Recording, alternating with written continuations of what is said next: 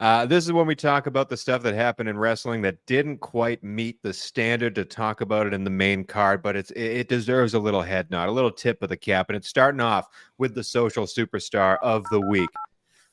Bob, raise your champagne, my friend. The Boston Celtics are world champions, and who was there to celebrate it other than Mercedes Moné herself on the court, confetti falling on top of her, celebrating with the Celtics and others. I thought that was really cool.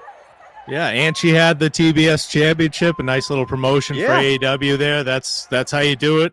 I'm just excited. I'm just to not talk about wrestling for 20 seconds. I'm just relieved the Celtics finally won. I had about 10 panic attacks. They won 16 out of 19 games in that run, and I thought they were losing every one of them. That's how much of an idiot I am. So I'm just glad it's over with, and I'm happy we can all celebrate because I was like getting to the point, like, if they don't win this one, they're never winning. Like, that's where I was. Exactly. I was like, I'm just excited. So, social superstar, Mercedes Moné.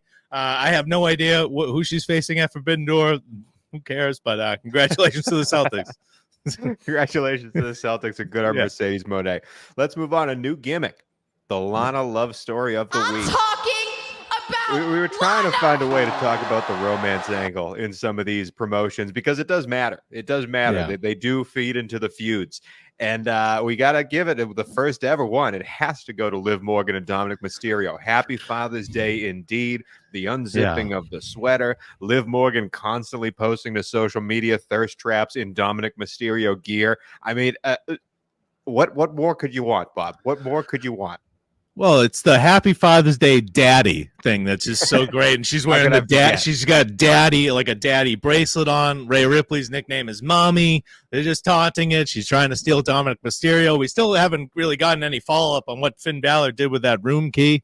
Maybe we'll get something on that, or if that was just something to kill a week, who knows? But it's just phenomenal. It's basic.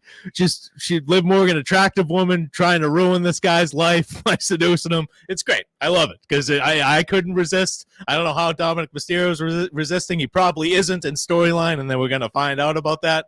But I just really love it. And Liv Morgan on social media has been great in this storyline. Just perfect so far. I've been a big fan. Let's move on to the Gobbledygooker debut of the week. One of the biggest rated videos in NXT or WWE history since WrestleMania.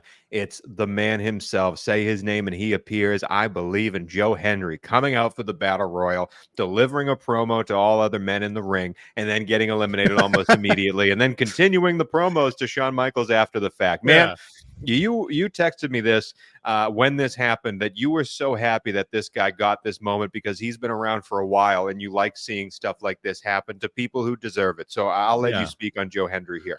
Well, he's just like he's not going to blow you away in the ring when you watch him. He's a solid wrestler, but he's just a great character guy, a great comedic guy. And he's been for years just doing these parody songs about no names, and just his entrance music released as a single, and it just randomly hit. That song has been around for years. He didn't come up with that last month so it just was a random thing, and I love seeing him there. And he could work in WWE. They have like the Miz TV stuff. They have all, like, he could do that, and it just was really cool to see after like years and years. Like, I never followed him extensively, but I would see videos of him years ago, and I was like, wow, this guy's really fun. I hope he's in WWE someday. And then I'd forget about him. So just seeing him like a decade later when I started watching him finally get his moment, and that video has 7 million views now just on Twitter, just on X, not counting in YouTube. That's insane. So that's the whole WWE looks at stuff like that. The whole reason they brought in Punk back was just because publicity. So I think they're going to – I don't know. I'd love to see him on the main roster. He's 36. He doesn't really need to be in NXT. He's been wrestling for a long-ass time. He's got to learn the hard cam stuff for WWE, but I'd love to see him on the main roster. I think it's great. Comedy stuff before to great success. I mean, even the Elias stuff back when he had the guitar. Exactly, they do good stuff when it comes – it's a variety show.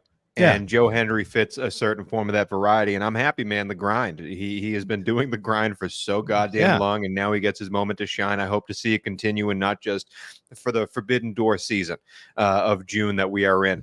Last thing I want to talk about, the return of the week. And it goes to our man, Seth Rollins. A surprise to me. I thought he was going to be gone for a lot longer. Apparently healthy and good to go. Yeah, that's awesome. And he's going to be he returned, and Damian Priest interrupted him. And I think it was Damian Priest who actually challenged, who offered the match for Money in the Bank. He said, I'll defend my title against you at Money in the Bank. So I love that. Like, if I were booking this, I would not have Seth Rollins win the title back. I think Seth Rollins versus Gunther would be a better match at SummerSlam, but I would have Seth Rollins lose just to put over Priest even more, because Seth Rollins is kind of untouchable at this point. But great to see him back, and he got a good pop. And yeah, I was surprised as hell. I thought he was going to, he beat CM Punk back. It's incredible. The that torn man's meniscus body was broken. Yeah. Remember him trying to get into the ring to hit Roman Reigns with a chair in the main event of WrestleMania, and then he gets speared and thrown out like he couldn't move, and yet beat CM Punk back. Who knew? Who knew that would happen? That's it for the gimmicks of the week. Let's end with the headlines of the week. This is when we tell you what the story is going to be, what the wrestling world will be talking about at this point next week in the world of wrestling. Normally I go to Bob first for the WWE angle, but I can tell he hasn't written a headline down yet. So let me start with my AEW headline. At this point next week, we're going to be talking about how is Will Ospreay versus Swerve Strickland worth $49.99? Because there is nothing else on this Forbidden Door pay-per-view that's going to make you want to buy it. But do you spend that money to buy those two facing each other? Because that's the only reason. That's the only build they got going. That's the only card on the match on the card that matters. And that's sad. I don't know the answer to that question. We will answer it next week on our show. Bob, what is your WWE headline? I think that if they I'll just throw it as hypothetical. If they ran a WWE versus TNA Forbidden Door right now, would it generate more interest than what AEW is doing? 1,000%. Yeah, so I just think cares about TNA. Yeah, I didn't care about Jordan. I mean, I knew of Jordan Grace, but all of a sudden it's a big deal that she's here. So I just think that they're doing whatever their AEW is trying to do with Forbidden Door. WWE is just doing better on just production. It's just everything looks better. It's more of just a shot at AEW, I guess. But why does everything look so damn cheap over there? Why does it like the backstage segment? This is the worst headline segment ever. I'm sorry. I'm never going to be good at this segment. It should be a running bit to the end of the show. Bob writes news articles all damn day, but can't come up with a headline. It's unbelievable.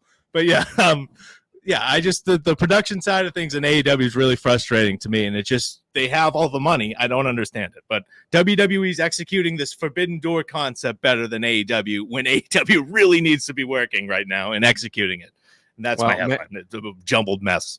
maybe Bob will get AI to write your WWE headlines for you like they do your articles. No, they don't. That is it for this week in Ridiculously Lame Wrestling. So, but before we head out, let's check on who's not in email. While Tony's fixing his microphone, for the first time ever, Robert Lentini will pitch it to this week in Ryback.